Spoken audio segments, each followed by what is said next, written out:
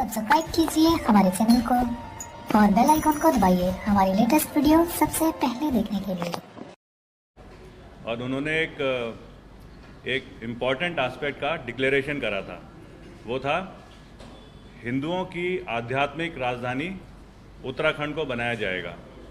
आज हम आप सबको इसलिए रिक्वेस्ट करके यहाँ बुलाया है, ये बताने के लिए कि क्योंकि ये एक स्टेप जो है बहुत इम्पॉर्टेंट है और इस पर हमने डेलिब्रेट रिसर्च कर ली है, तो आज हम कुछ चीज़ें आपके साथ शेयर करना चाहते हैं और उसके बाद में बताना चाहते हैं कि हमारा पहला कदम क्या होगा उत्तराखंड को आध्यात्मिक राजधानी को बनाने का। हम सबको पता है उत्तराखंड देवभूमि, यहाँ पे पूरी दुनिया से श्रद्धालु बड़ी अच्छी भावना के साथ में आते हैं। हिंदुओं के जो सोच विचार हैं, जो एक अच्छी फीलिंग उनको देते हैं, उन सब भावना के साथ में ये वापस दुनिया भर से आने के बाद जाते हैं। हम एक संकल्प आज ले रहे हैं कि कैसे हम उत्तराखंड को आध्यात्मिक राजधानी हिंदुओं की आध्यात्मिक राजधानी ज़मीन पर बनाएंगे। देखिए उत्तराखंड ये फेमस है 4 धामों के लिए, गंगोत्री, बल्कि मैं बोलूँगा यमुनोत्री, गंगोत्री, केदारनाथ, बद्रीनाथ। उसके अलावा यहाँ पे फेमस हिंदू टेम्पल्स हैं। अगर आप चक्राता साइड से शुरू करेंगे तो महासू देवता 4 महासू, उत्तर काशी में काशी विश्वनाथ। इसके अलावा धारी देवी, यहाँ पर जो पुराने महान लोग रहे हैं हिंदू संस्कृति से जुड़े हुए, उनके जन्मस्थान है। राजा भरत, जिनके नाम से आज हम अपने देश को भारत बोलते हैं। कण्वाश्रम कोटद्वार में उनका जन्मस्थान माना जाता है। पांडव जब उन्होंने एक बहुत बड़ा धर्म युद्ध लड़ने के बाद में स्वर्ग जाने की कार्रवाई शुरू करी, तो उत्तराखंड में एक जगह है सतोपंथ, जहाँ से कि ये लोग सब धीरे धीरे करके स्वर्ग की तरफ प्रस्थान करा, स्वर्ग रहणी के होते हुए। यहाँ पे हिमालय है, यहाँ पे वो नदियाँ हैं जो कि जीवन देती हैं सारे इंसानों को, गंगा यमुना। यहाँ पे इस गंगा नदी के ऊपर एक सबसे बड़ा सागर बन रखा है। जैसे फेमस है गंगा सागर, जब गंगा समुद्र में मिलती है। आज इंसान ने इस हिमालय में अच्छी तरक्की के लिए एक गंगा सागर बना दिया जिसका नाम टिहरी झील है। नाम उसका बदली करने की ज़रूरत है, उसके साथ लोगों की बहुत सारी भावनाएं जुड़ी हुई हैं। यहाँ पर जो है जब लोग आते हैं तो एक सुकून के साथ में अपनी भावनाओं को पूरा करके वापस लौटते हैं, एक श्रद्धालु की तरह। हम आज एक वेबसाइट लॉन्च कर रहे हैं। इस वेबसाइट को मैं समझाना चाहूँगा कि किस तरीके से हम उत्तराखंड को अपनी आध्यात्मिक राजधानी बनाने के लिए लोगों का सपोर्ट लेना चाहते हैं और लोगों को सुझाव देने के लिए इस वेबसाइट के जरिए जानकारी उनसे लेना चाहते हैं।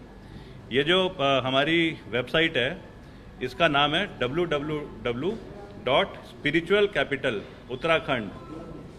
उत्तराखंड में अगर मैं बोलूं, सबसे पहले तो भौगोलिक, यहाँ पे हिमालय है।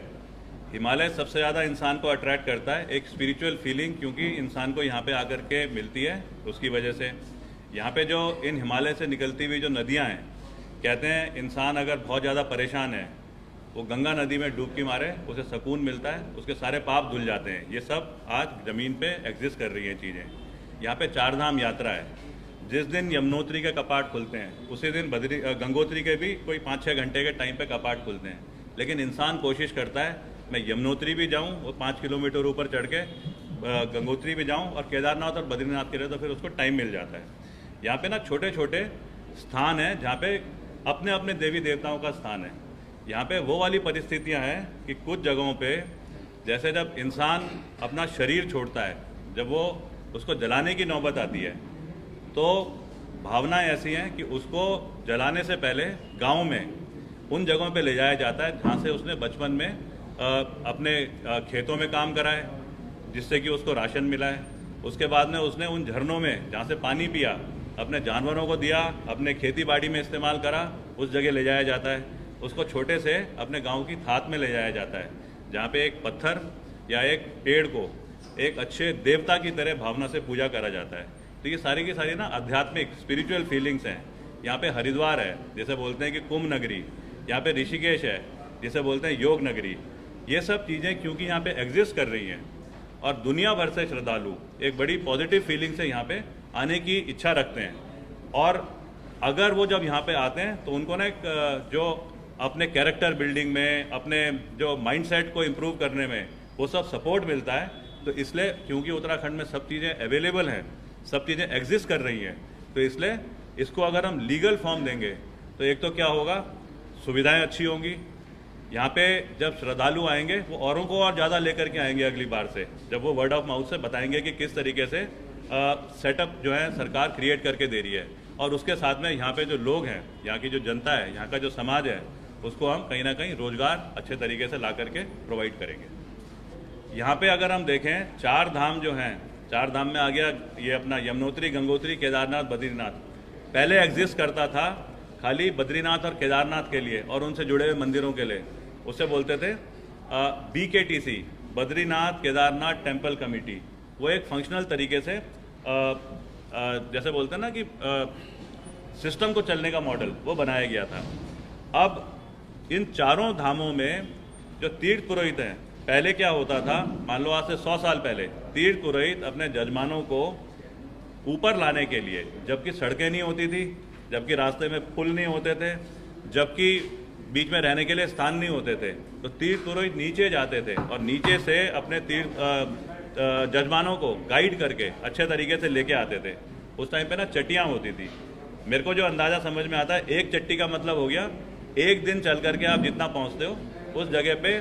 चट्टी में क्या होता था, कहीं पे आग जल रही है, चट्टी को एक आदमी, एक इंसान, एक परिवार चट्टी की देखभाल कर रहा है, उस चट्टी का इंचार्ज है, तो वो आपको ज़रूरत है तो आपको कंबल दे देगा, ज़रूरत है तो आपको थोड़ा राशन खाने का दे देगा, और उसी आग के आगे बैठ करके लोग अपनी रात बिताई और उसके बाद में आगे निकलते थे। लेकिन तीर्थ पुरोहित अपने जजमानों को नीचे से लेकर के पूरे ऊपर तक आते थे, उनको अच्छे तरीके से मंदिरों में पूजा कराते थे। उसके बाद में जैसे आज भी केदारनाथ आपदा के बाद में जब दोबारा पुनर्निर्माण हुआ केदारनाथ का, तो जो घर बने हैं उसमें तीर्थ पुरोहितों ने कमरे इस तरीके से बना रखे हैं कि जजमान कंफर्टेबल तरीके से रह सके, और जजमान से ना कोई दक्षिणा वगैरह नहीं ली जाती थी।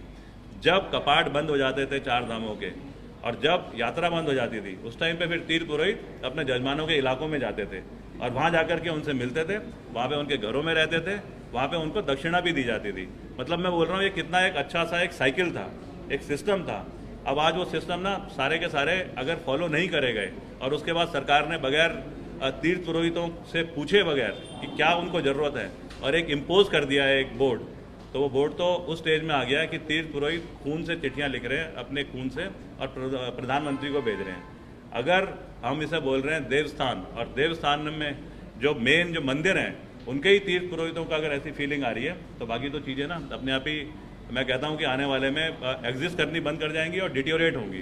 तो ये तो एकदम से कैंसिल होना चाहिए पूरा का पूरा देवस्थानम बोर्ड।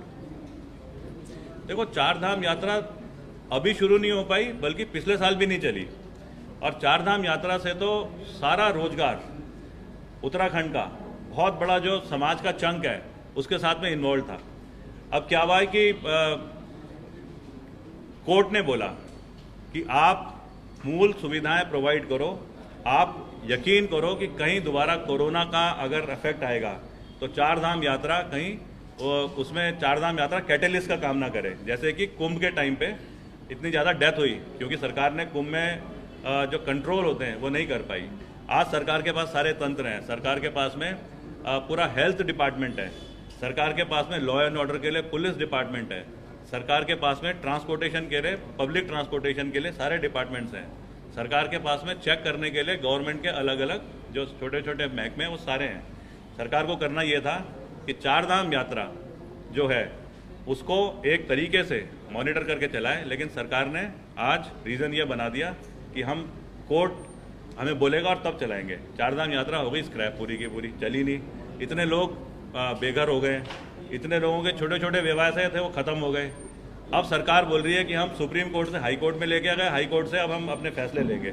मेरे को नहीं पता कि क्या फैसले सरकार लेगी, पर आप ये देखिए अभी हो गया सितंबर का 3रा हफ्ता, कुछ दिनों के बाद में 4 धाम यात्रा बंद होने वाली है।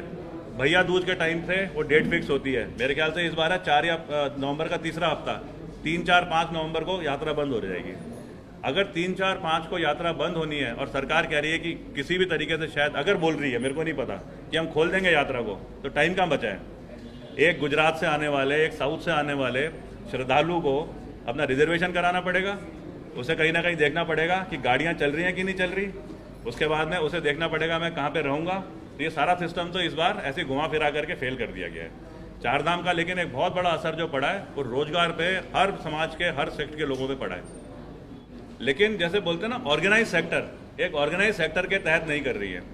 अगर मैं बोलूं कि पांडवों की यात्रा यहाँ पे चलती हैं, पांडवों के वो रास्ते बने हुए हैं कि किस रूट से पांडव गए थे।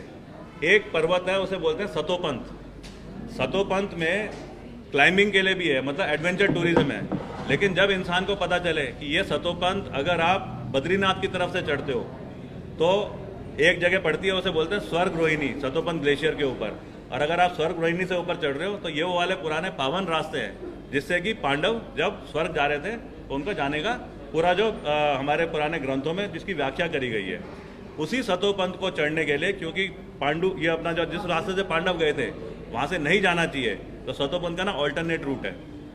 वो ऑल्टरनेट रूट है चतुरंगी ग्लेशियर से, गंगोत्री साइड से। और जब गंगोत्री साइड से आप चढ़ते हो और टॉप में पहुंचने से 120 मीटर नीचे धार्मिक भावना से रुकते हो, तो ये ना एक स्पिरिचुअल फीलिंग है, ये खाली एडवेंचर टूरिज्म नहीं है। जैसे टिहरी झील बन रखी है आज, टिहरी झील प्योर गंगा वाटर है, गंगा और भिलंगना का जो जहाँ पे कि दोनों मिलती है, कॉन्फ्लुएंस है। उस टिहरी झील में अगर किसी को आप बोटिंग कराओगे और बोलोगे ये वो पावन पानी है, तो इंसान के अंदर ना वैसी भावनाएं आनी शुरू हो जाती हैं। अब ये छोटे छोटे जो सेक्टर्स हैं, इनको हमने एक साथ इकट्ठा करना है, इनको एक बार एक साथ इकट्ठा करना है, तो हम इसे बोलेंगे spiritual track, spiritual tourism route, spiritual tourism destination Uttarakhand. और उसको जोड़ करके जब हम सिस्टम बनाएंगे तो जो लोग आ रहे हैं, आज लोग जिस तरीके से प्लानिंग करके आते हैं वो शायद और अच्छे तरीके से प्लानिंग करके आएंगे, उनको सुविधाएं अच्छी मिलेंगी, उनके अंदर फीलिंग अच्छी आएगी, और हमारे यहाँ पे उत्तराखंड का इंटरनेशनल नाम तो होगा ही, साथ में हमारे यहाँ पे रेवेन्यू बढ़ने के भी और ज़्यादा एक्चुअल संभावना जो है वो ग्राउंड पे इम्प्लीमेंट होगी।